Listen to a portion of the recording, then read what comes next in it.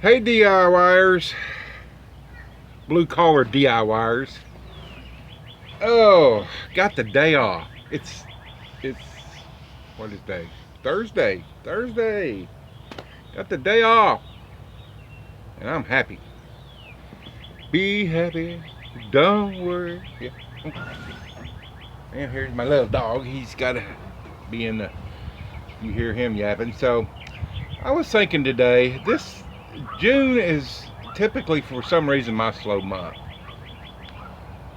This one has been a little bit better than others, but so I was thinking about, you know, it came to me the other day that I haven't advertised in almost 18 months. And I started thinking about it a little bit more. I've got about 5 people that keep me busy all the time. And I'm thinking, now that's not to say I don't get some, other little jobs like here and there. Yesterday I had a little job where I just went and the home inspector had called out a outlet that the home buyer mounted in the garage outside the wall, and they wanted it inside. And that took every bit of an hour because the homeowner had jacked it up by. There was a wall on the other side of the outlet, so all he did was put a short piece of Romex from that one to that one. So when I tried to put the box in, it hit the back of the other box. So I had to move it and do a sheetrock repair. So, but it's the little things like that. So, and I get some of those, but really, I've got 5 people that keep me busy all the time. And I'm thinking that's pretty awesome because I don't have to market, you know. And it still doesn't look like it's quite right. Okay. So, and I started thinking these are mostly investors. Um, and how did I get them? And I know I've been asked before. Let's see.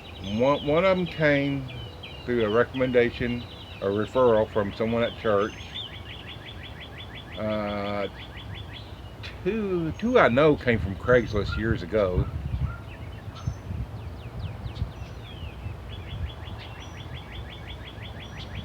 The other one came from somebody at this other church I went to. And I'm not sure how I got one. I don't know if I ever asked them how they found me.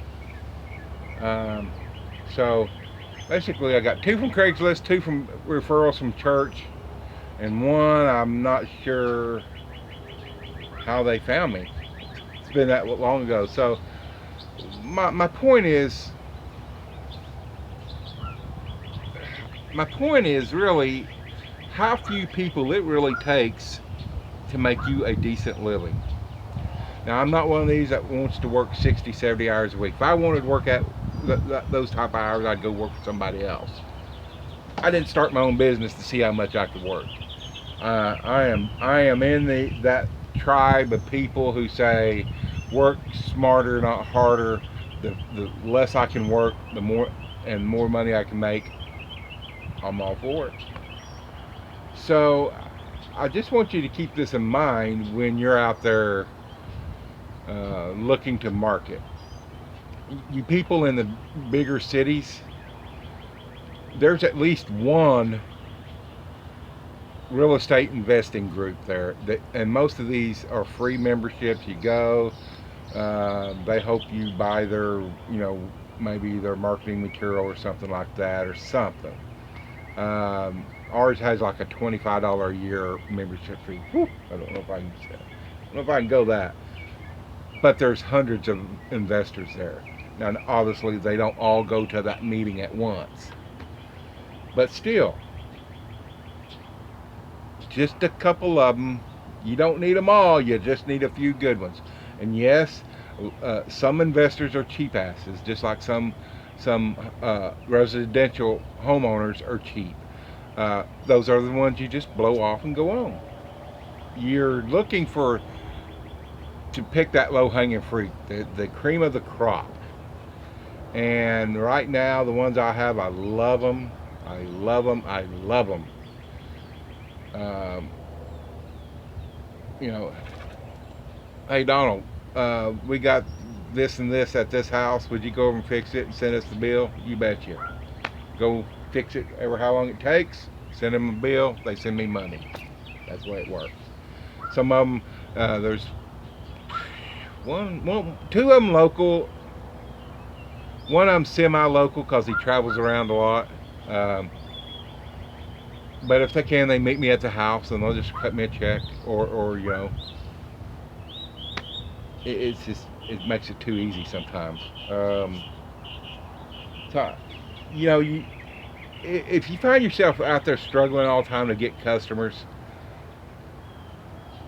maybe you need to look into building, and it is building a relationship to get these kind of customers.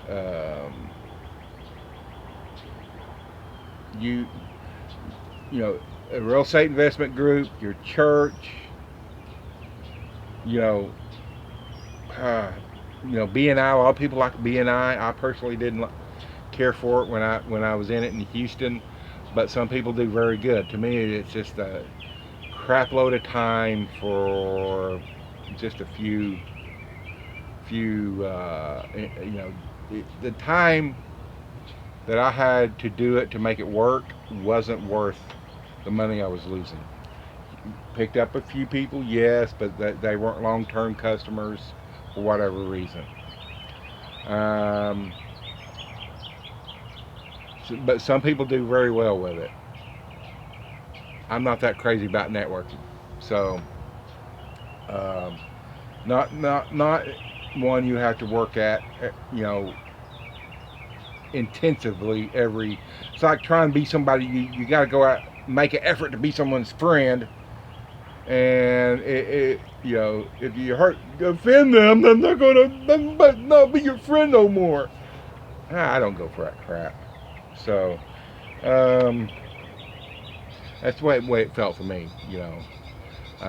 It was definitely the ones I were in were definitely, you scratch my back, I'll scratch yours. If I don't like the way you scratch my back, then I'm going to stop scratching yours altogether. And I'm too freaking old for that crap. Play those type of games. But some people do it very well. But your Chamber of Commerce. No, I never did make any. Yeah, I did. I made one Chamber of Commerce meeting once. I was in it for like a year. There again, you have to work it to make it work. You can't just, you just can't throw your name out there and pay your dues and expect people to come running to you.